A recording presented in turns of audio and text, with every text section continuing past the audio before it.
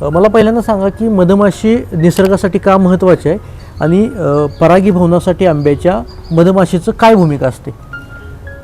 मधमाशी आपल्यासाठी म्हटलं तर आपल्या ताटात जे रोज अन्न येते तर ते अन्न यायसाठी मधमाशी आपल्याला पहिल्यांदा गरजेची किंवा उपयोगाची आहे. बरं. आता मधमाशी कुठं गेली किंवा आंब्याचा मोहर का गळाला करपला, मग ह्याच्या मागं लांबपर्यंत जर गेलं तर त्याची सुरुवात एक 20-25 वर्षापूर्वीपासून करावी लागेल. त्याची म्हणजे मधमाशी गायब का झाली ती तर ते मधमाशीचा जो आदिवास होता किंवा जी देशी झाडं होती तर ते देशी झाडं आम्ही आमच्या शेतात नसेल, बांधावर नसेल, ही सगळी नष्ट करून टाकली. 150-200 वर्षाची झाडं मग आमच्या वडिलांनी आजोबांनी लावलेली झाडं ही आम्ही तोडून टाकली. कुटुंब पद्धती विभक्त झाली तशी जमिनीचं क्षेत्र कमी झालं. क्षेत्र कमी झाल्यामुळं बांधावली झाडं ही लोकांना अडचण वाटायला लागली. रान कमी झालं, मग ते बांधावली झाडं वसप पडत्या झाडं तोडून टाका.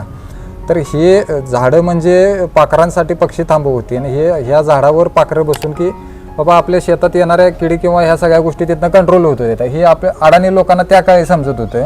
आणि आता शिकलेल्या लोकांची काय गोष्ट वेगळी आहे की बाबा बांधावलं झाड काढलं म्हणजे आपल्याला जमीन जास्त कसाय मिळते किंवा ह्या बऱ्याच गोष्टी ते करतायत. ते करतायत असा विषय. दुसरा विषय असा आहे की बांधावर बोरी आणि बाभळीची झाडं हा मधमाशीचा सगळ्यात जिव्हाळ्याचा आणि आवडता विषय.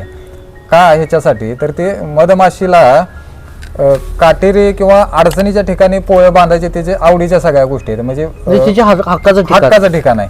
म्हणजे काट्याचं अशासाठी की बाबा तिथं सुरक्षित आहे तिच्यासाठी सगळं, की बाबा कुठं दगड मारला तर कोणी तिथे लागणार नाही, एखाद्या प्राण्यापासून धोका होणार नाही किंवा अशा अडचणीच्या ठिकाणी मधमाशी तिचं पोळं घालते ती.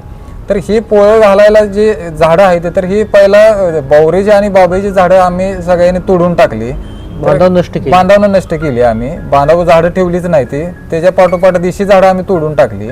आणि शासनाच्या ज्या वृक्ष लागवडीच्या ज्या काही योजना छान नुसत्या घोषणा केल्या जाते त्या किंवा ते लावून नुसतं राम भरोसे त्यांना सोडलं जाते, तर त्या योजना म्हणजे परदेशी झाडं म्हणजे परदेशी गोष्टींचं आम्हाला कितपत प्रेम आणि आकर्षण असावं तर ह्या झाडांच्याकडे बघितलं तर लक्षात येईल.